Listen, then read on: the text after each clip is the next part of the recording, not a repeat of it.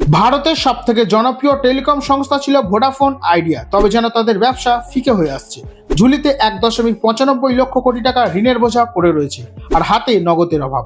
আর এই সংস্থার তরফ থেকে এবার সরাসরি জানিয়ে দেওয়া হয়েছে, সরকার যদি পুরোপুরি পাশে না থাকে তাহলে 2026 সালে মার্চ মাসের পর আর পরিষেবা চালানো সম্ভব নয় তাদের পক্ষে। আর এই ঘোষণার পরেই স্বাভাবিকভাবে 21 কোটিরও বেশি গ্রাহক চিন্তায় পড়ে গিয়েছে। তাদের মনে এখন একটাই প্রশ্ন, আমাদের সিমটি আর কি চলবে? আমরা আমাদের নম্বরটি কি করব? গত কয়েক মাস ধরেই ভোডাফোন আইডিয়ার ব্যবসা একেবারে টালমাটাল অবস্থা। কোনো বিনিয়োগ নেই, আর্থিক সাহায্য নেই, নতুন কোনো প্রযুক্তি স্থাপনে ব্যর্থ হচ্ছিল তারা।